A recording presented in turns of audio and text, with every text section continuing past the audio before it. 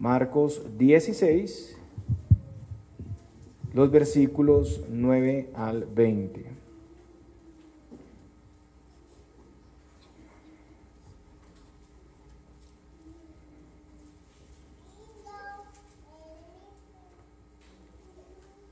Marcos 16, del 9 al 20. Habiendo pues resucitado Jesús por la mañana, el primer día de la semana, apareció primeramente a María Magdalena, de quien había echado 7 demonios. Yendo ella, lo hizo saber a los que habían estado con él, que estaban tristes y llorando. Ellos, cuando oyeron que vivía y que había sido visto por ella, no lo creyeron.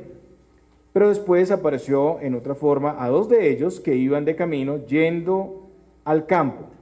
Ellos fueron y lo hicieron saber a los otros, y ni aun a ellos creyeron. Finalmente se apareció a los 11 mismos, estando ellos sentados a la mesa, y les reprochó su incredulidad y dureza de corazón, porque no habían creído a los que le habían visto resucitado. Y les dijo: id por todo el mundo y predicad el evangelio a toda criatura. El que creyere y fuere bautizado será salvo, mas el que no creyere será condenado. Y estas señales seguirán a los que creen. En mi nombre echarán fuera demonios, hablarán nuevas lenguas, tomarán en las manos serpientes, y si bebieren cosa mortífera, no les hará daño. Sobre los enfermos pondrán sus manos y sanarán. Y el Señor, después que les habló, fue recibido arriba en el cielo y se sentó a la diestra de Dios. Y ellos, saliendo, predicaron en todas partes, ayudándoles el Señor y confirmando la palabra con las señales que la seguían. Amén. Oremos. Amado Padre Celestial, queremos pedirte que podamos ser llamados, amonestados, Señor Dios, que podamos ser estimulados, animados para caminar delante de ti, Señor Dios, y sobre todo que podamos verte a ti, Señor Jesucristo, ver tu gracia y aplicarla en nuestras vidas. Te lo pedimos en Cristo Jesús. Amén. Podemos sentarnos, hermanos.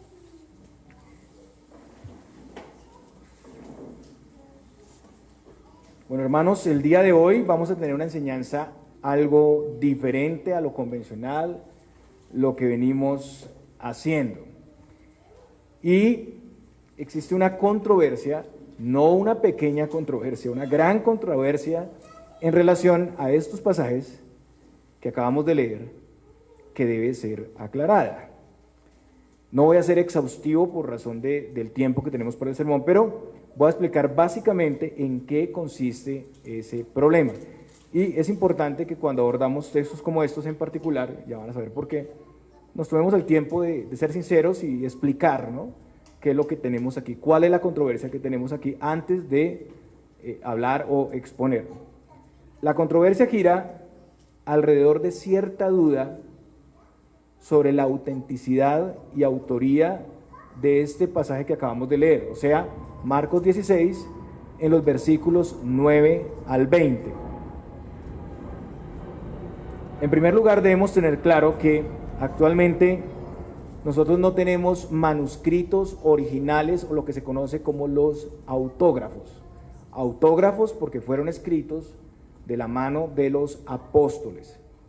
Ustedes recuerdan, ¿no? 40 hombres que participaron en la escritura. Nosotros no tenemos esos textos originales. ¿Qué tenemos nosotros? Tenemos copias de esos manuscritos. De esas copias provienen nuestras Biblias actuales.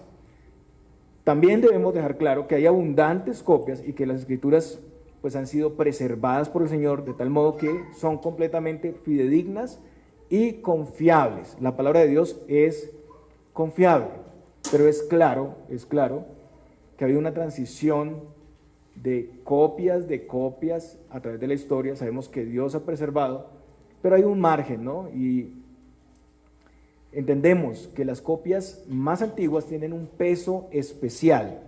Las copias más antiguas, las que están más cercanas al tiempo de los originales.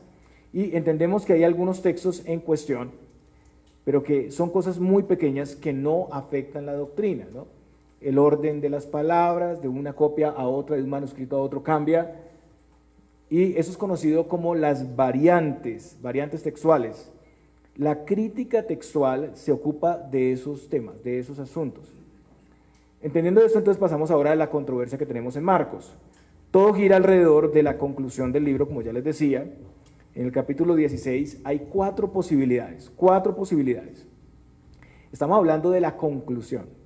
Yo quiero decirles que lo que tenemos es hasta el versículo 8. Ahí termina el libro de Marcos.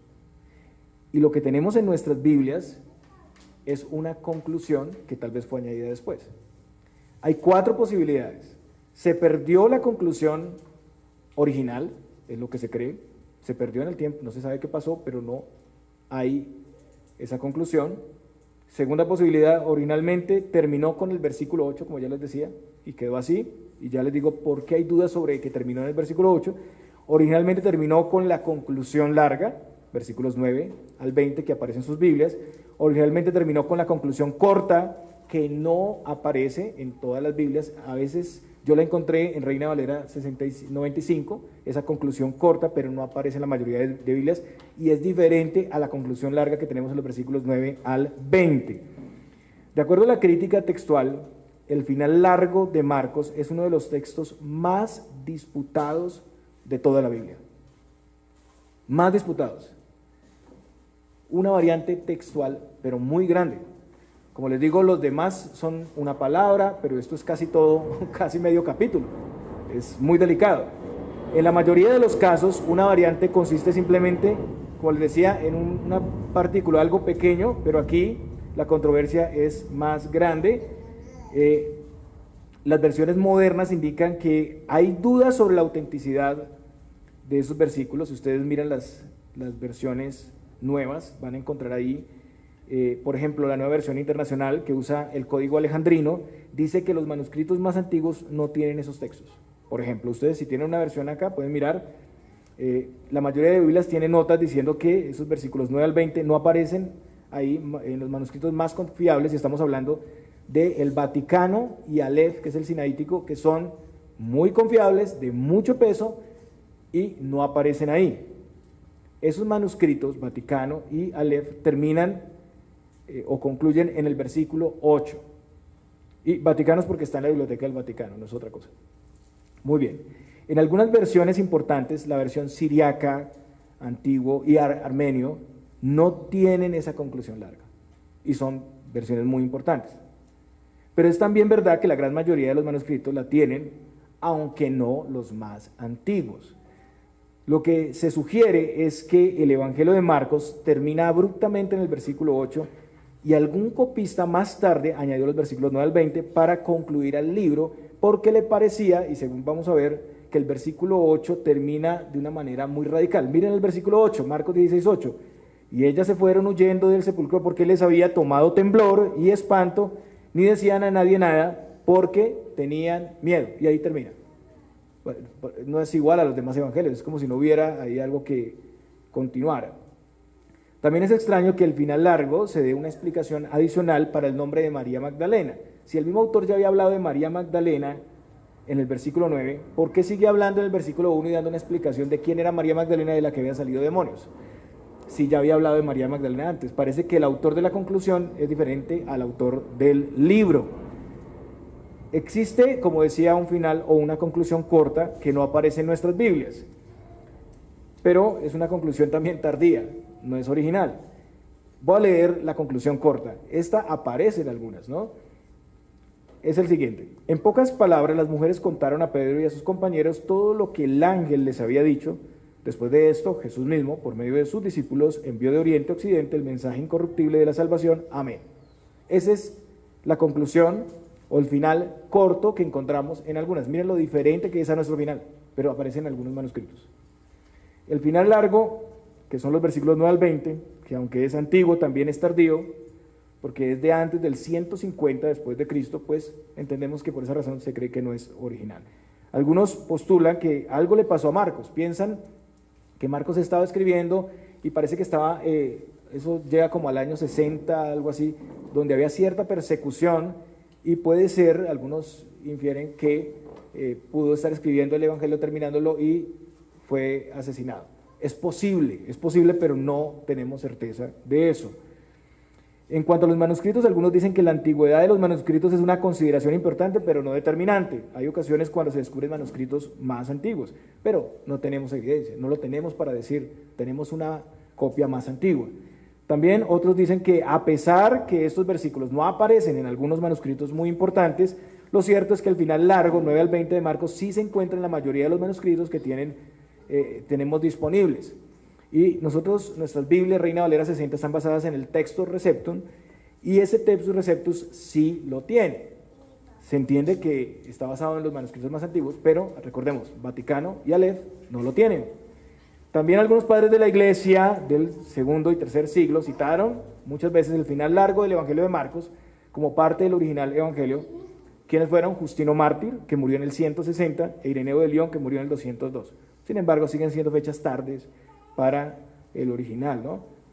Fechas, son cercanas al primer siglo, pero no tan cercanas, ¿no? Además, el contenido de esos pasajes concuerda con el resto de las escrituras y en particular con los demás evangelios. En la actualidad, el doctor Arcio Sproul dice que las doctrinas que se encuentran en esos pasajes son consistentes con lo que se enseña a lo largo del Nuevo Testamento, pero también tiene la misma claridad en que esos no aparecen en los textos antiguos. Sin embargo, es claro que hay duda, entonces, sobre los pasajes, no lo podemos negar, y el debate es muy extenso, muy complejo, existen diferentes posiciones, incluso entre creyentes piadosos. Entonces, hermanos, yo digo esto porque tengo que ser sincero. Ni los más eruditos tienen claridad en este punto, y debemos considerar todo a la hora de acercarnos a estos textos, y sobre todo porque esta porción en cuestión es única, no hay nada igual. Es la única porción tan extensa que tiene esta particularidad. Sin embargo, debo decirles que podemos acercarnos a estos textos considerando la armonía de los evangelios. No hay inconveniente si nos apoyamos en la referencia a los demás evangelios que hace el pasaje y el resto del Nuevo Testamento. Pero hay cosas aquí también, en estos pasajes, de lo que se han sacado enseñanzas muy graves. Esto de la manipulación de serpientes, de beber venenos, y hay que tener cuidado con eso, debemos decirlo. Ahora, también sacan malas enseñanzas de los otros pasajes de la Biblia, ¿no? Entonces, pues, es algo que tampoco podemos decir, es por eso, y no es lo que se ve ahí que quiere decir, pero entonces vamos a hacerlo de esta manera. Por eso digo, es una enseñanza que va a ser diferente. En primer lugar, los versículos 9 al 11 relatan la aparición a María Magdalena, y eso hace referencia a Juan 20, del 1 al 18. Ahí no hay problemas, claro, Juan 20, del 1 al 18. Los versículos 12 al 13, la aparición a los discípulos en el camino de Maús, hace referencia a Lucas 24, del 13 al 35. Entonces, tomen ahí esos textos como referencia. La primera parte, Juan 20, del 1 al 18, Lucas 24, del 13 al 35. Los versículos 14 al 18 relatan la gran comisión en Mateo 28, del 16 al 20, y otros también. Y cuarto, los versículos 19 al 20 relatan la ascensión de Cristo, que es claro, en Lucas 24, 50 al 53, y en el libro de Hechos. Entonces, tenemos que hay armonía y que podemos encontrar esas mismas referencias en otros evangelios y en otros libros. Muy bien, hermanos, entendiendo esto, entonces iniciamos. En el pasado sermón estuvimos viendo la resurrección de Cristo como el hecho histórico más evidenciado e irrefutable de la historia. Todo lo profetizado en el Antiguo Testamento se cumplió plenamente en la vida y en la obra de Jesús. El Señor soberanamente coordinó cada detalle en ese cumplimiento. Su muerte fue claramente evidenciada, incluso por los ejecutores, por una autoridad civil, por Pilato. Su sepulcro fue asegurado por el sello, la guardia romana y una piedra de 2 toneladas. Su resurrección fue atestiguada alrededor de 10 veces durante 40 días y hasta por 500 personas a la vez que podían ser consultadas porque todavía estaban con vida en ese tiempo. El Señor, a diferencia de cualquier líder religioso, resucitó de entre los muertos. Esto es particular. Hermano, la resurrección de Cristo es la victoria del reino de Dios. El Señor destruyó nuestros enemigos más grandes, el pecado, la muerte, Satanás. Ahora hay esperanza en lugar de temor. esperanza para vivir una vida nueva, esperanza para servirle con ánimo y gozo y diligencia, y sin mirar los obstáculos en el camino, y esperanza de vida eterna. Como leemos en el libro de Juan, las palabras de Jesús, Juan 11, 25 al 26, yo soy la resurrección y la vida, el que cree en mí, aunque esté muerto, vivirá, y todo aquel que vive y cree en mí, no morirá eternamente. Vamos entonces a ver la primera porción en Marcos 16, en los versículos 9 al 11, que se enfoca en el testimonio de María Magdalena y que, como dije, es un resumen de Juan 20. Así que usted debe estar en Juan 20, del 1 al 18, y en los versículos 9 al 11. Entonces, Marcos dice, habiendo pues resucitado Jesús por la mañana, el primer día de la semana, apareció primeramente a María Magdalena, de quien había echado 7 demonios. Bien, según los demás evangelios y los textos anteriores en el contexto en Marcos, por ejemplo Marcos 16:2, el Señor resucitó el primer día de la semana, eso es el domingo. El Señor murió a las 3 de la tarde y de acuerdo al calendario judío, como ya hemos visto en otros sermones, resucita al tercer día, ¿no? También vimos que las mujeres, que incluían a María Magdalena, fueron muy temprano al sepulcro y la piedra había sido removida. Juan 21 dice, el primer día de la semana María Magdalena fue de mañana, siendo aún oscuro, al sepulcro y vio quitada la piedra del sepulcro. Como hemos visto, según Marcos y el Evangelio de Juan, José puso el cuerpo del Señor en una sábana, José de Arimatea. Nicodemo también había traído una gran cantidad de especies aromáticas para preparar el cuerpo a la usanza de los judíos. Las mujeres en ese momento también iban a hacer algo especial hacia Jesús, querían ungir el cuerpo, pero por razón del día de reposo no alcanzaron a hacerlo. El día de reposo iba a iniciar, entonces aquí vemos que María y las mujeres van a la tumba con el propósito de ungir el cuerpo con más especias. Y aquí vemos que se nombra solo a María. Juan no quiere decir que María fue sola al sepulcro, sino quiere destacar las acciones de María. María Magdalena fue temprano a la tumba y vio que no estaba la piedra. Parece que ella no permanece ahí mucho tiempo en la tumba, sino que seguidamente fue a comunicar a Pedro y a Juan la noticia, y las demás mujeres se quedan en el sepulcro. En nuestro texto vemos también una referencia sobre la identidad de María Magdalena, Marcos 16:9. María Magdalena, de quien había echado 7 demonios. El día de hoy se especula mucho sobre María Magdalena y escuchamos todo tipo de historias que están lejos de la verdad revelada. Como vemos aquí, ella era una mujer de la región de Magdala. Ese lugar se encontraba en la ribera al oeste del mar de Galilea, un poco al norte de Tiberias. Lucas, al igual que ese texto en Marcos, dice que el Señor había echado 7 demonios de ella, y además que ella con otras mujeres apoyó económicamente de sus bienes el ministerio de Jesús. Lucas 8, del 1 al 3 dice, aconteció después que Jesús iba por todas las ciudades y aldeas predicando y anunciando el evangelio del reino de Dios, y los 12 con él.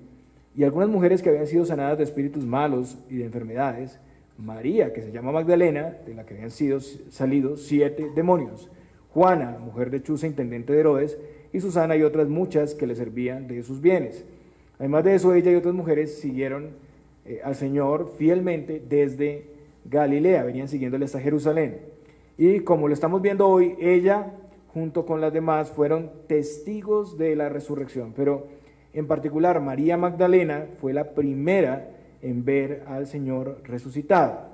María había sido liberada de su condición y servía al Señor con gran fidelidad, con gran perseverancia, y apoyaba el ministerio del Señor, como vimos en el pasaje. Pero aquí se puede ver con claridad que no entendía muchas cosas y que no había creído las promesas del Señor, que iba a resucitar. Ella solo buscaba un cuerpo muerto para rendirle el último servicio, igual que las demás mujeres. En Marcos leemos, Marcos 16:10, yendo ella lo hizo saber a los que habían estado con él, que estaban tristes y llorando. Juan dice en Juan 22, entonces corrió y fue a Simón Pedro y al otro discípulo, aquel al que amaba a Jesús. Entonces quiero que estén ahí en Juan 20, para que estén mirando la referencia, por favor. Entonces María deja el grupo de mujeres, corre a avisar a Pedro y a Juan, y las demás mujeres también fueron después, ellas después informaron a los discípulos. Y como hemos visto, esta fue una evidencia clara de la resurrección, porque en ese tiempo las mujeres no podían testificar en tribunales, pues, ni tribunales judíos ni tribunales romanos. En la cultura patriarcal el testimonio de una mujer era considerado poco fiable, inadmisible como una evidencia. Si los discípulos hubieran planeado sacar el cuerpo y esconderlo, lo último que ellos hubieran hecho era poner mujeres como primeros testigos. Pero vemos que en esto se evidenció que los discípulos no robaron el cuerpo, y además podemos ver que el Señor, contrario a esta cultura, le da a la mujer, a las mujeres, un lugar de alto honor, un lugar de privilegio. Entonces María es la primera en ir a comunicar a los discípulos lo que ha pasado. En el versículo 2, María les dice, se han llevado del sepulcro al Señor y no sabemos dónde le han puesto. De nuevo, al igual que con las demás mujeres, vemos que hay incredulidad. María no les dice, el Señor ha resucitado, sino más bien está sugiriendo que alguien se ha robado el cuerpo. Y ella pensaba que los sacerdotes, los guardias o alguna persona del lugar se había llevado el cuerpo del Señor. Versículo 11 de Marcos 16, 11. Ellos cuando oyeron que vivía y que había sido visto por ella, no lo creyeron. En Juan no se nos dice nada, pero en Lucas, cuando todas las mujeres informan a los discípulos, Lucas 24:11 leemos, mas a ellos les parecían locura las palabras de ellas y no las creían. También por Juan sabemos que ellos creyeron ya cuando estaban en la tumba. Ellos no entendían que el Señor debía resucitar, estaban tristes, temerosos, estaban acobardados, escondidos. Sin embargo, no se quedaron sin hacer nada, y esto es importante. Tal vez les motivó el cuidado y honra que debían tener hacia un cuerpo fallecido. Los judíos tenían un cuidado especial de los cuerpos, ¿no? Y por eso entonces salen a investigar a ver quién se había atrevido a profanar la tumba de su amigo, de su Señor. Los dos discípulos, al recibir la noticia, salen corriendo al sepulcro, pero Juan llega más rápido que Pedro, seguramente porque Juan era más joven, puede correr más rápido, y llega primero. El pasaje dice, en Juan 24, seguimos ahí en Juan, corrían los dos juntos, pero el otro discípulo corrió más a prisa que Pedro y llegó primero al sepulcro. Y al llegar, confirmaron con sus ojos todo lo que les habían dicho. Versículo 5, y bajándose a mirar, vio los lienzos puestos allí, pero no entró. Ahí está hablando de Juan. Juan llegó primero al sepulcro, pero no entró. Y él está muy sorprendido. La piedra fue removida, el cuerpo del Señor ya no está, los lienzos fueron dejados en el sepulcro. Y aquí vemos que si hubieran robado el cuerpo, pues no hubieran dejado los lienzos, se hubieran llevado el cuerpo con los lienzos, ¿no? Sería raro que se dejaran ahí los lienzos. Ahora, versículos 6 al 8. Luego llegó Simón Pedro tras él y entró en el sepulcro y vio los lienzos puestos allí. Y el sudario que había estado sobre la cabeza de Jesús, no puesto con los lienzos, sino enrollado en un lugar aparte. Entonces entró también el otro discípulo que había venido primero al sepulcro y vio y creyó. Entonces Pedro venía corriendo detrás de Juan, pero ya al llegar él es muy osado, ¿no? Y decide entrar al sepulcro. Juan se queda afuera. Y hay algo particular, y es que todo está en orden, los lienzos están puestos ahí, y el sudario que había estado en la cabeza enrollado, está en un lugar aparte. Entonces ellos están perplejos, están sorprendidos, el cuerpo no haya sido robado. Si así fuera, se hubieran llevado el cuerpo en los lienzos y no hubieran dejado todo ordenado, doblado, ¿no? Después entra el otro discípulo, o sea Juan, el que había llegado primero, y el pasaje dice que vio y creyó. Aquí el apóstol Juan es el primero, noten ustedes, en creer sin ver a Jesús. Creyó al ver la tumba vacía y al ver todo en orden. Juan dice, Juan 29, porque aún no habían entendido la escritura que era necesario que él resucitase de los muertos y volvieran los discípulos a los suyos. Y eso es algo importante. Hasta el momento Jesús no se había parecido a ninguno. Noten ustedes, hasta el momento la piedra removida, los ángeles hablando a las mujeres, la tumba vacía, los lienzos y el sudario, era todo lo que tenían para creer. El punto es que la escritura ya anunciaba la resurrección, pero ellos no lo entendían. Ellos no conectaron las promesas de Cristo con Cristo. Después de esto, ellos entonces regresan a los suyos. Parece que María había ido detrás de ellos, pero iba más lenta. Y cuando ella llegó al sepulcro, ya Pedro y Juan se habían ido. Ellos vuelven a su casa, es lo que vemos en Juan 20. Y como vamos a ver, ella persiste en su teoría donde el cuerpo es robado. Volviendo al relato de Juan, entonces vamos a Juan 20:11. Ella estaba sola, estaba fuera de la tumba, llorando. Después de eso ella ve dentro del sepulcro a dos ángeles sentados en el lugar donde había sido puesto el Señor, uno a la cabecera y otro a los pies. Los ángeles le preguntan por qué llora. Ellos quieren darle consuelo, pero quieren llevarla, y quiero que noten esto, llevarla a investigar, a pensar, a recordar. ¿Pero qué hace ella? Da la misma respuesta. Les dijo, porque se han llevado a mi Señor y no sé dónde le han puesto. Entonces ella solo piensa que estará tranquila encontrando la ubicación del cuerpo muerto del Señor. Ella sigue pensando en un cuerpo muerto. Y después de decir eso, el Señor se manifiesta a ella. Pero ¿qué pasa? Ella no identifica al Señor. Y el Señor repite la pregunta de los ángeles. Versículo 15, Jesús le dijo, mujer, ¿por qué lloras? ¿A quién buscas? Entonces, de nuevo, otra vez, igual que los ángeles, el Señor quiere llevar a esta mujer a identificar la realidad de la resurrección. El Señor no llega recriminando tampoco su incredulidad, sino que lo que vemos aquí, como en otros pasajes con las mujeres, es la paciencia, la ternura y la comprensión de Cristo con la lentitud, con la incapacidad de recordar, ¿no? Y de nuevo escuchamos las mismas palabras de María. Otra vez igual, lo que aprendemos aquí es que la fe, hermanos, no es un salto en el vacío, no está basada en hechos irreales o hechos no evidenciables, sino todo lo contrario. El Señor lleva a María a pensar, a recordar, y esos son procesos mentales que son necesarios para llegar a una comprensión. Pero después de esto vemos que María confunde a Jesús con el jardinero.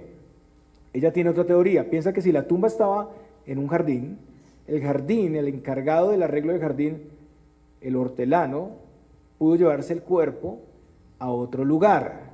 Y ella está dispuesta a recoger el cuerpo y ponerlo en un lugar seguro.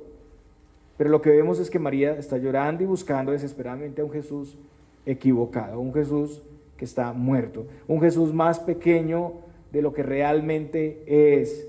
Ella busca un cuerpo muerto. Realmente, cuando vemos la historia, nos preguntamos, ¿quién busca a quién? ¿Quién se revela a quién? ¿Quién necesita ayuda y consuelo? Pues ella. Ella no puede encontrarlo ni verlo, ella no lo podría encontrar a menos que él le buscara y le encontrara. Y en ese momento el Señor revela a ella, se muestra a ella, llamándola personalmente por su nombre.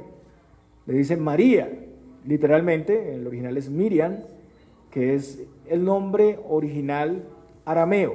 Es el nombre con el que la llamaban a ella sus padres y sus amigos cercanos. Entonces después de esto ella le reconoce. Ahora ella deja de poner sus ojos en el sepulcro y en la muerte para poner sus ojos en Cristo, en la vida, en la resurrección. Y hermanos, nosotros estábamos en la misma situación. Estábamos perdidos buscando la verdad de la vida, pero buscábamos mientras mirábamos desconsolados al sepulcro, a la muerte, a nuestra muerte. Y el Señor nos llamó de una manera poderosa y tierna para poner los ojos en el que es la resurrección y la vida.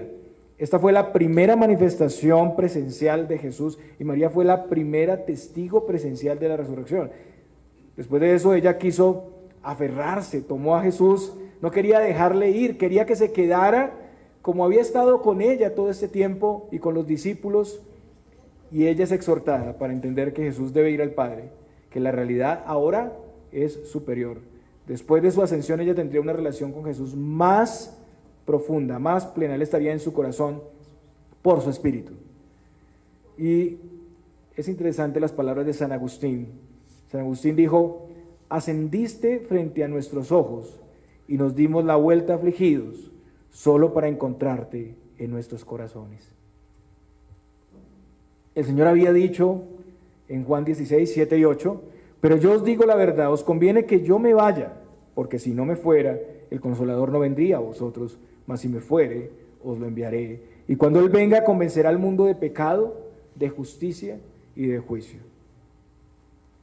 Después ella es enviada para dar testimonio de la resurrección a los discípulos.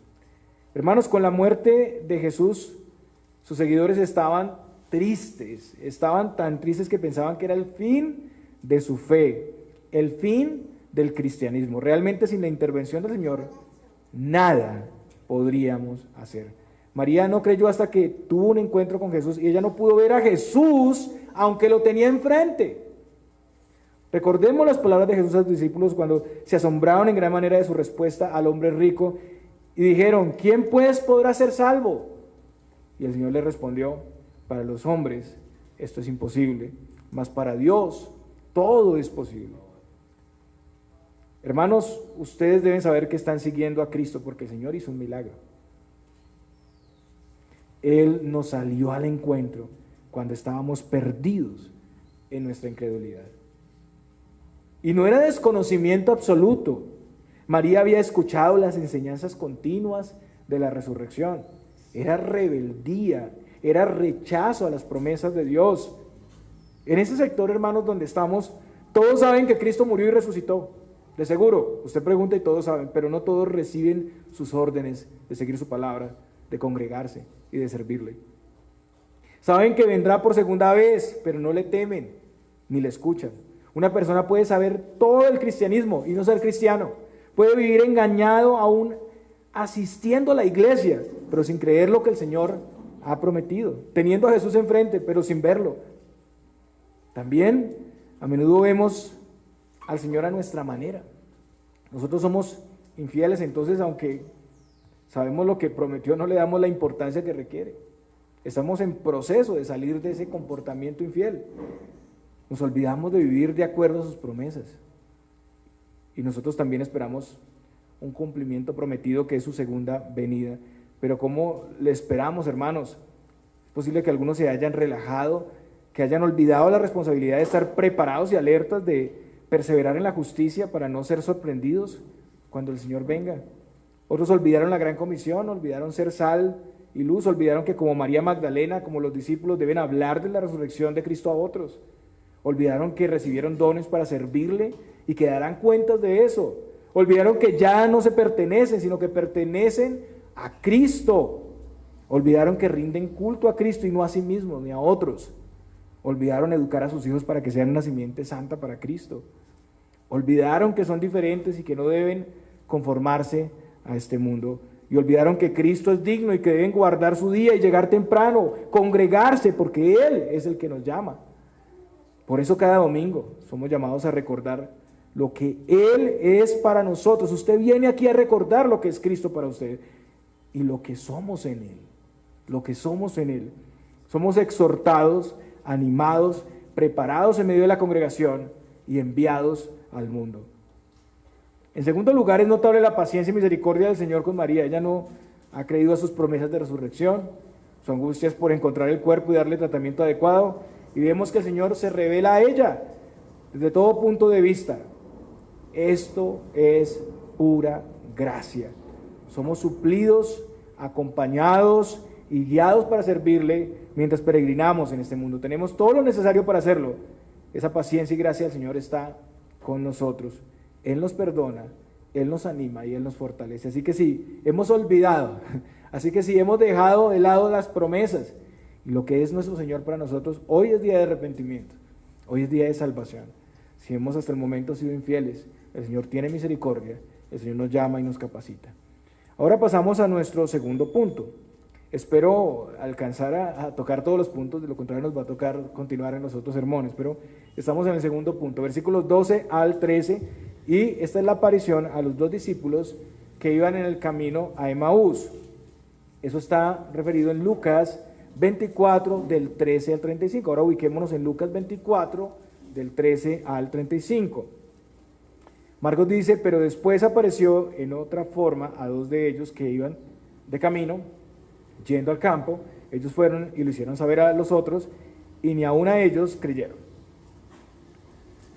Lucas relata aquí que el mismo día de la resurrección los discípulos iban a un lugar llamado Emaús. Es un lugar cercano, más o menos 10 kilómetros de Jerusalén. Uno de ellos se llama Cleofas, el otro no aparece el nombre. En el camino ellos estaban hablando, estaban discutiendo sobre todo lo que había pasado, ¿no? Todo lo que se refiere a la resurrección de Cristo, las mujeres, todo eso. Ellos estaban desconcertados, estaban tristes y estaban decepcionados. Ellos venían de la sepultura y regresaban a sus casas decepcionados. Y en medio de esa situación el Señor se acercó y se unió a ellos. Él se aparece a ellos como un caminante, como un forastero. Él es un viajero que va por ahí. Y ellos pues no le reconocen. La razón era que, según la Escritura, estaba velado para ellos. Y el Señor les aborda con una pregunta. Y les dijo, Lucas 24, 17, ¿qué pláticas son estas que tenéis entre vosotros mientras camináis? ¿Y por qué estáis tristes? De nuevo vemos que el Señor pues no se revela de inmediato. No, Él no se revela de inmediato, sino que el Señor los lleva a reflexionar, a explicar lo que ha sucedido, la razón de su tristeza, procesos mentales, el entendimiento, el discernir la situación. Y ante la pregunta, ellos naturalmente se sorprenden que alguien que haya estado en Jerusalén, pues no conozca, tiene que ser un extranjero, un forastero. Para ellos es eso porque todos sabían lo que había pasado, pero el Señor insiste en preguntar. El Señor desea que ellos expongan lo que hay en sus corazones, la razón de su tristeza y desánimo. Y de nuevo, lo que tenemos aquí es la incredulidad. Hablando de Jesús, ellos dicen, Lucas 24, vamos a leer del 21 al 24. Pero nosotros, escuchen bien, esperábamos que Él era el que había de redimir a Israel. Y ahora, además de todo esto, hoy es ya el tercer día que esto ha acontecido.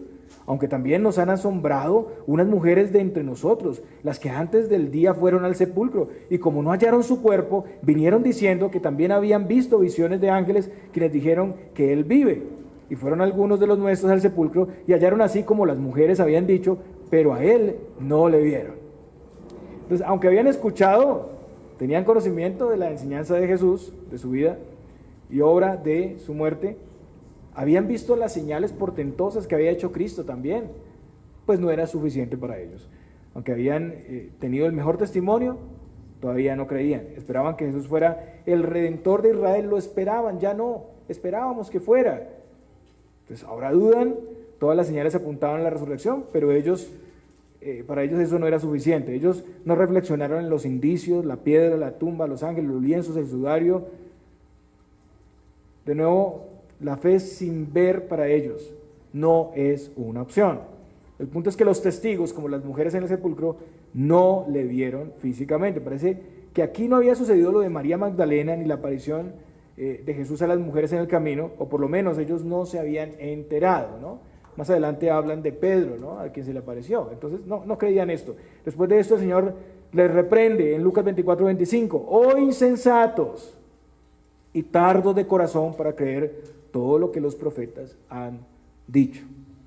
Este es el mensaje para las personas que se desvían por no recordar las promesas de Dios. Hoy este mensaje sigue sonando en los púlpitos. Hoy se predica esto. Oh insensatos y tardos de corazón para creer todo lo que los profetas han dicho. Ellos merecían esa exhortación y nosotros merecemos esa exhortación. Ellos habían sido insensatos y torpes, es lo que dice acá. Y Jesús les instruye diciendo, versículos 26 y 27, ¿no era necesario que el Cristo padeciera estas cosas y que entrara en su gloria? Y comenzando desde Moisés y siguiendo por todos los profetas, les declaraba en todas las escrituras lo que de él decían. Era necesario, hermanos, que Cristo fuera sacrificado, muriera y resucitara, porque Él es el sustituto de su pueblo. Él estaba satisfaciendo las demandas de Dios en la ley. Sin redención no hay salvación. Y todo esto lo debían saber, porque estaba en el Antiguo Testamento claramente revelado. Y el Señor les está mostrando aquí desde Moisés, los 5 primeros libros escritos por Moisés, los profetas, el resto de la Escritura, cómo todo se cumple en Él. Solo con ese conocimiento y los acontecimientos del sepulcro era suficiente para entender que el Señor había resucitado. Pero aún así, no vemos una respuesta de fe. Y el Señor, por petición de ellos, porque era tarde, entonces es invitado a quedarse ahí con ellos un momento más, ¿no?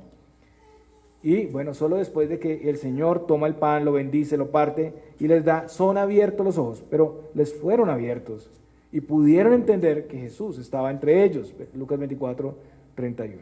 O sea, solo por la intervención del Señor, por el anuncio de su palabra y su guía, ellos fueron tratados y pudieron reconocerle. Su tristeza, su desánimo, su decepción se convirtieron inmediatamente en gozo ferviente y satisfacción. Y en ese momento el Señor desapareció de su vista. Desaparece. Y ellos inmediatamente se devuelven a Jerusalén. Ellos van a informar a los discípulos. Recordemos que ellos hicieron quedar a Jesús ahí porque era tarde, ¿cierto? Y a esa hora había peligros en los caminos, los ladrones, obstáculos, animales salvajes, además de la oscuridad. Y bueno, ellos llegaban cansados del viaje a su casa. Pero en esa misma hora ellos regresan, ahí dice el pasaje, en esa misma hora ya no había temor ni tristeza ni otra cosa más importante que hacer. El primer impacto de la resurrección tiene que ver con nuestra muerte espiritual, hermanos. Los discípulos y las personas que presenciaron ese evento histórico necesitaban una resurrección para creer en la resurrección de Cristo. Necesitaban una resurrección para creer en la resurrección. El estado del hombre es que está muerto en sus delitos y pecados, y eso es una realidad, y necesita vida espiritual para creer. La resurrección de Cristo está relacionada con el nuevo nacimiento y con la luz espiritual. El apóstol Pedro en 1 de Pedro 1:3 dice: bendito el Dios y Padre de nuestro Señor Jesucristo, que según su grande misericordia nos hizo renacer para una esperanza viva por la resurrección de Jesucristo de los muertos. Aquí podemos ver que por la resurrección de Cristo como beneficio Dios nos hace nacer, renacer. Al igual que no tuvimos participación en nuestro nacimiento físico, de la misma manera el nuevo nacimiento es producto de la resurrección de Cristo, de la obra de Cristo. Y esta es una obra soberana de Dios. Ahora, en los versículos 14 al 18, se relata la manifestación de Jesús a los discípulos y la gran comisión. Y aquí varias cosas. Versículo 14 dice: finalmente se apareció a los 11 mismos, ¿no? Dice, estando ellos sentados a la mesa, y les reprochó su incredulidad y dureza de corazón, porque no habían creído a los que le habían visto resucitado. Aquí el versículo 14 hace referencia a esa aparición de Jesús a los 11, recordemos que ya Judas no estaba en el grupo, donde tenemos ahí la gran comisión. Y Mateo 28, 16, vamos a estar ahí en Mateo 28, vemos que sucede es el mismo relato, ¿no? Es similar, el Señor se aparece a los 11 discípulos y Marcos dice que el Señor les reprochó. ¿Qué les reprochó? Su incredulidad. Su incredulidad. En Mateo 28, 17 leemos: y cuando le vieron, le adoraron, pero algunos dudaban. Todo ya lo que ha pasado, pero todavía algunos siguen teniendo dudas. En Lucas ellos estaban espantados, atemorizados, y ellos pensaban que veían un espíritu. Pero Jesús les da evidencia clara de la resurrección. Les dice que le miren, que le toquen, que palpen sus manos, que toquen sus pies. Juan 20:20 también relata que el Señor les mostró las manos y el costado. ¿Te acuerdan? El costado fue traspasado con una lanza y sus manos perforadas por los clavos. Toquen, les manda a tocar para que evidencien. Pero en Lucas 24:41, si ustedes van y miran, vemos que dice que de gozo no lo creían. Tremendo. Están gozosos, pero también eso les da duda, ¿no? De gozo no lo creían. Entonces, para darles mayor evidencia, ¿qué hizo el Señor? Comió, miren, comió delante de ellos. Es una persona que puede comer, que puede palpar. Y le recordó que Él les había enseñado que era necesario que se cumpliera lo profetizado de las Escrituras. Y de nuevo tenemos algo maravilloso, y es la obra del Señor dándoles entendimiento. Vaya conmigo a Lucas 24, del 45 al 46. Lucas 24, del 45 al 46. Entonces les abrió el entendimiento para que comprendiesen las Escrituras. Y les dijo, así está escrito, y así fue necesario que el Cristo padeciese y resucitase de los muertos al tercer día. Entonces vemos que antes que el Señor abriera sus mentes, pues no podían creer, no podían entender. Incluso lo particular aquí es que el Señor ya se había aparecido a ellos presencialmente. Ellos fueron llamados a recordar, a reflexionar, pero el Señor fue quien les dio el entendimiento. Y después tenemos la gran comisión, en Marcos 16:15, y aquí el Señor les encomienda la misión, que es anunciar la buena nueva, la buena noticia de su obra, de su vida y obra a toda criatura. En Mateo se especifica que es a todas las naciones.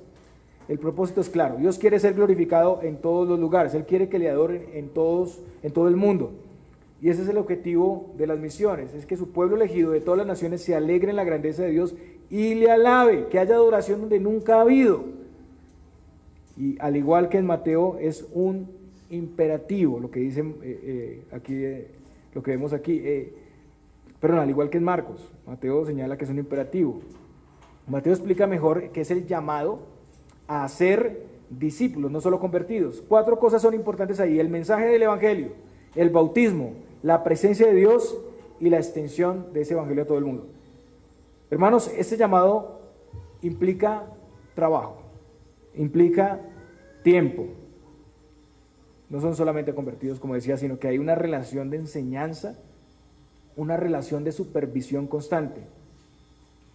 Nosotros somos llamados a participar en ese trabajo, empezando por nuestra comunidad y extendiéndonos hasta los confines de la tierra. Primero, predicando el verdadero evangelio, ¿no? Porque hay un antievangelio, no que haya otro evangelio, sino un antievangelio. Segundo, conduciendo a nuestros discípulos a vincularse a la iglesia del Señor, y esto lo hacemos por medio del bautismo, que es la señal del pacto, ¿no? Dependiendo del Señor en esta labor, no olvidando que Él está con nosotros, y discipulando integralmente, enseñando todas las cosas a los que llegan al Señor. Todos somos llamados a esa tarea. Y la motivación para eso es la misma que motivó a los primeros oyentes de este mensaje: el Evangelio victorioso de Cristo. Si eso no te motiva, nada lo hará. Nada lo hará. Incluso los discípulos tuvieron indicios, tuvieron hasta la presencia del Señor, y no fue sino hasta que el Señor obró en ellos la regeneración por ese mismo evangelio glorioso que ellos tuvieron esa disposición, y su mentalidad, su cosmovisión fue cambiada. Ahora, versículo 16: el que creyere y fuere bautizado será salvo, mas el que no creyere será condenado. Y aquí este versículo de Marcos, algunos han llegado a conclusiones incorrectas, piensan que se está sugiriendo que el bautismo salva a las personas, pero ese no es lo que está de acuerdo o lo que enseña toda la Escritura. Es verdad que hay una obra de regeneración, un bautismo interno, donde somos tratados para creer, y eso se refiere también al nuevo nacimiento. En Colosenses 2, del 12 al 13 dice: sepultados con Él en el bautismo, en el cual fuisteis también resucitados con Él, mediante la fe en el poder de Dios que le levantó de los muertos. Y a vosotros, estando muertos en pecados y en la incircuncisión de vuestra carne, os dio vida juntamente con Él, perdonándoos todos los pecados. Entonces Él nos dio vida, fuimos resucitados, y eso hace referencia a un bautismo interno, y es una obra del Espíritu indispensable para poder ver la verdad bíblica. Pero también hay un bautismo externo que también es muy importante, y todo creyente verdadero debe bautizarse. Tanto en el Antiguo Testamento con la circuncisión como en el Nuevo Testamento con el bautismo, la señal externa representa que una persona empieza a ser parte del pueblo de Dios, está conectado con la membresía. Es la señal del pacto que, como señal, apunta a la realidad interna de la salvación y a la regeneración. Aunque la ritualidad en sí misma no puede salvar a ninguna persona, y de hecho hay casos extraordinarios como el hombre que estaba al lado de Jesús en la cruz, que pues él creyó y no hubo momento ni para ser bautizado ni otra cosa, sino que ya hoy mismo estarás en el paraíso, ¿no? Le dice: Señor, hoy mismo estarás conmigo en el paraíso, parafraseando, ¿no? Sin embargo, repito, este es un caso particular, es atípico. También es verdad que hay una relación estrecha, se llama la unión sacramenti, entre el bautismo y lo que señala el bautismo, la realidad interna, y a veces se habla indistintamente del bautismo con la salvación, pero a la luz de toda la Escritura entendemos que el rito no es lo que salva, sino la obra de Cristo. En conclusión, un creyente verdadero, al creer, hermanos, debe bautizarse, aunque eso es consecuencia, es fruto, no la base o causa de la salvación, sino es señal de ella. La conclusión de Marcos es clara: la razón de la condenación no es la ausencia de bautismo ritual, sino miren el pasaje lo que dice: mas el que no creyere, no el que no sea bautizado, mas el que no creyere será condenado. Es claro, ahí está, no es el bautismo en sí. Y ahora sigue otra porción bastante cuestionada, y es el tema de las señales. Y estas señales seguirán a los que creen: en mi nombre echarán fuera demonios, hablarán nuevas lenguas, tomarán en las manos serpientes, y si bebieren cosa mortífera no les hará daño, sobre los enfermos pondrán sus manos y sanarán. Hay muchas cosas aquí que no concuerdan muy bien con el resto de los evangelios y con el resto de las epístolas, es claro. Pero si miramos a profundidad no habría contradicción. Es claro también que muchos movimientos y sectas han sacado varias ideas equivocadas a partir de esto, demandando en base a estos pasajes que todos los creyentes deben hacer señales como estas, incluso que deben buscar esas situaciones, ¿no? Vi una secta que tenía todo tipo de serpientes, creo que eso es común ahora, y su adoración consistía en jugar con las serpientes, mientras supuestamente las serpientes estaban en un trance espiritual, y eso impedía que la serpiente los picara o que les hiciera efecto el veneno.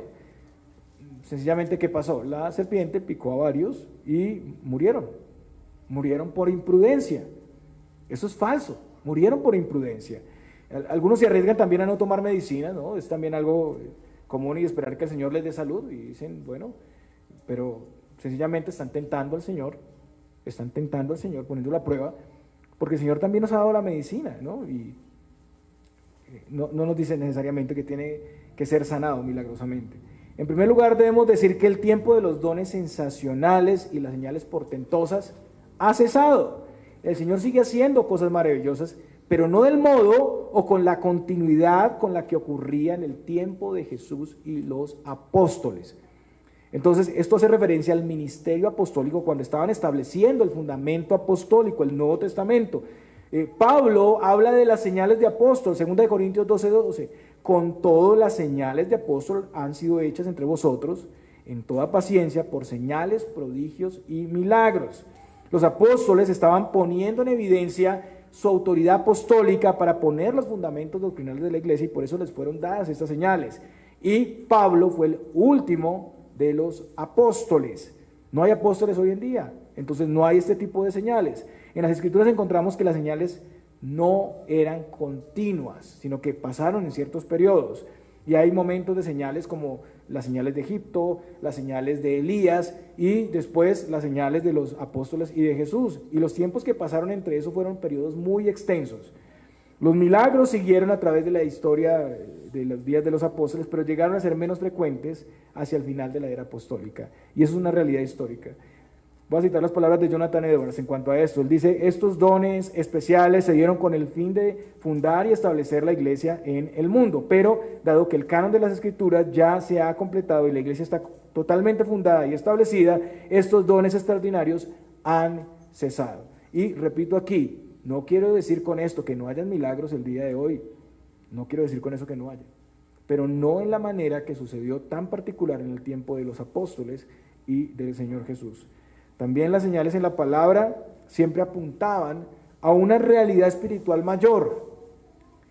Y esa realidad es que Satanás no puede impedir el avance del evangelio. Las fuerzas del enemigo no le dañarán, frustrando su plan. Nosotros también podemos ver cómo el Señor de manera maravillosa ha preservado en la historia su iglesia y la ha guardado de ser aniquilada, del ataque de Satanás.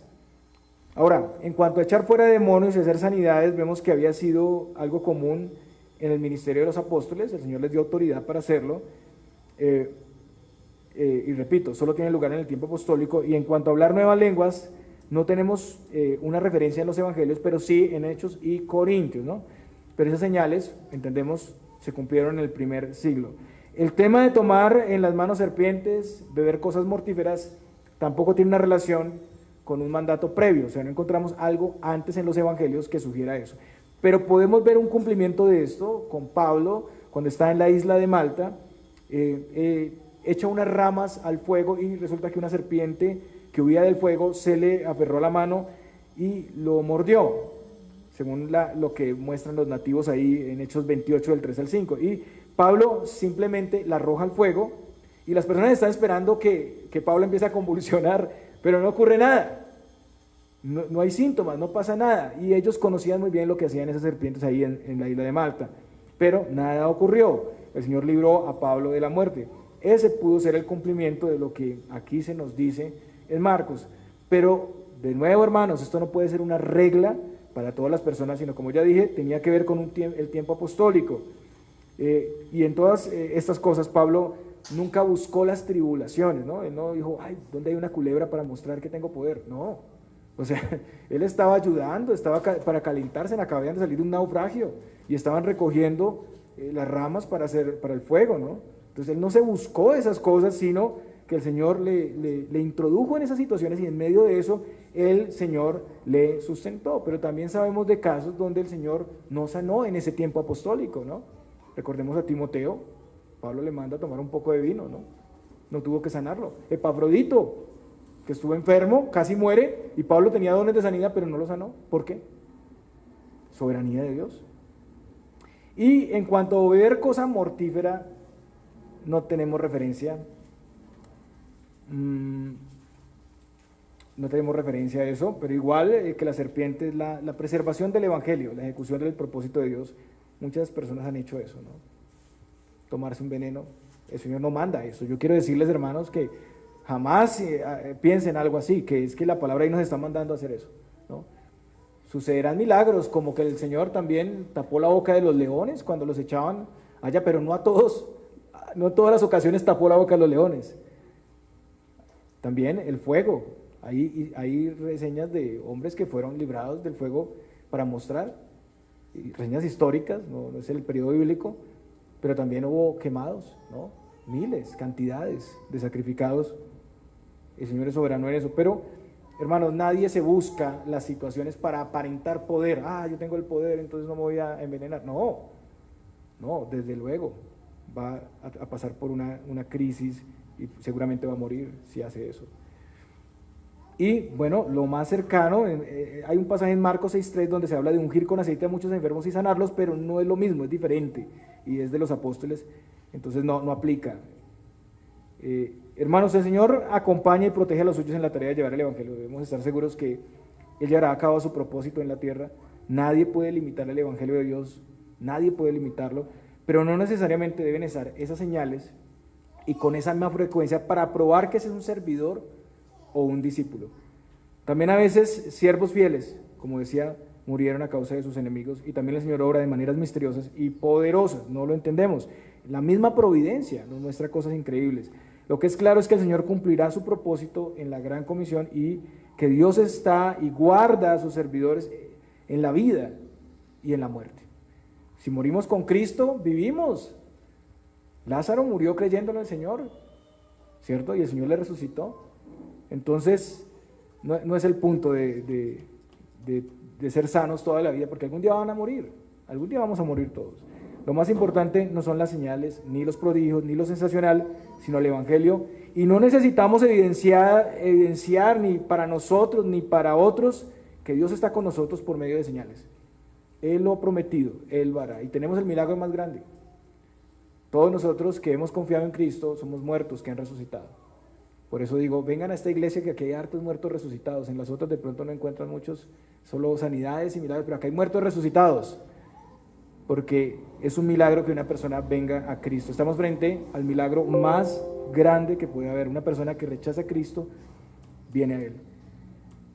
Y si quieren mostrar señales, miren, hermanos, aquí hay hartas en el Nuevo Testamento. Léanlas en voz alta para que todos las escuchen. Las señales que Cristo hizo y los apóstoles hicieron en su ministerio. No hay necesidad de más. Ahora, la última parte, versículos 19 al 20, parece que sí alcanzamos, la ascensión de Cristo. Marcos hace referencia a Hechos 1:2, donde también se dice que el Señor fue recibido arriba al ascender. ¿Qué quiere decir esto? El Señor es nuestro precursor. Él ascendió a los cielos para gobernar sobre sus enemigos. Fue sentado a la diestra de Dios como el vencedor sobre Satanás y sobre todas las fuerzas del mal que fueron puestas debajo de sus pies. Efesios 1:20 al 21 dice: la cual operó en Cristo, resucitándole de los muertos y sentándole a la diestra de Dios en los lugares celestiales, sobre todo principado y autoridad y poder y señorío, y sobre todo nombre que se nombra no solo en este siglo, sino también en el venidero. Entonces, por su ascensión, nosotros tenemos un precursor, ¿no? un gobernador sobre nuestros enemigos, sobre nosotros, y somos protegidos del enemigo sobre las fuerzas del mal. Y por su ascensión recibimos también dones espirituales, es lo que sigue diciendo Efesios 4:8. Subiendo a lo alto, llevó cautiva la cautividad y dio dones a los hombres. El Espíritu sería derramado también en ellos y ahora está en nosotros. Es lo que dice Juan 16:7. A veces llegamos a desear haber vivido en el primer siglo y conocer al Señor y escuchar las enseñanzas del Señor directamente, y eso debió ser algo glorioso para los que estuvieron ahí, pero pensamos que tenemos menos que los que vivieron presencialmente con Cristo. Pero no es así, hermanos, sino que tenemos mucho, mucho más. Tenemos la plenitud de esa obra consumada de Cristo en nosotros. Necesitamos más bien escudriñar las Escrituras. Somos una iglesia ya madura, ¿no? Y me refiero a toda la iglesia de este tiempo. Debe ser una iglesia madura que tiene ya toda la palabra de Dios. Las personas del primer siglo ni siquiera tenían todo el Nuevo Testamento escrito. Hay que leer la Escritura una y otra vez y ver detalladamente los beneficios que el Señor ha conseguido para nosotros, su iglesia. Cristo mora en nuestros corazones. Él nos tiene en su mano. Él no nos perderá. La bendición del Señor es mayor de lo que nosotros nos imaginamos y esperamos. Pero somos liberados de Satanás, del pecado, de la incredulidad y provistos de dones. ¿Para qué? ¿Cuál es el propósito? El propósito es, como los discípulos, ir y ser testigos, como María, como las mujeres, como los caminantes a Emaús. Y es lo que dice el versículo 20: y ellos saliendo predicaron en todas partes, ayudándoles el Señor y confirmando la palabra con las señales que la seguían. Amén. Y eso está en armonía con todo el desarrollo del libro de Hechos en adelante. Los discípulos fueron testigos de la resurrección y el Señor estaba con ellos. Y aquí es claro que el ministerio apostólico era respaldado con señales, las vemos ahí en el libro de Hechos. Entonces, hermanos, si hemos sido llamados por el Señor, hemos sido comisionados para no quedarnos callados. ¿Quién podría callar con una noticia tan poderosa? Y no solo la noticia, sino tú y yo, tú como eres, así como somos, como Dios nos llamó, así puedes ser instrumento para que otros conozcan a Cristo resucitado, para que salgan de la tristeza de la muerte y celebren la victoria de la vida de Cristo. En segundo lugar, aunque la ascensión de Jesús significa una partida futura de sus discípulos, esa sería una partida distinta a la que experimentaron cuando Él murió. Él no estaría totalmente separado de ellos, así como los discípulos no estarían tampoco separados del Padre Celestial. Su ascensión al Padre no significa una separación. Hoy podemos ver la unidad de Cristo, el Padre y el pueblo de Dios por medio del reino de Dios en la tierra, que es su iglesia. El Señor fue al Padre, pero no nos dejó solos. Su presencia está con nosotros en nuestros corazones y el efecto de su presencia es visible hoy en la conversión de incrédulos. Lo fue allá con las mujeres, los apóstoles, pero también con nosotros y cada una de las personas a quien Cristo se ha revelado. Ahora somos llamados para ser instrumentos en el rescate de quienes caminan en muerte, desesperanzados y tristes, hermanos. Digan conmigo: Cristo vive. El Señor los bendiga.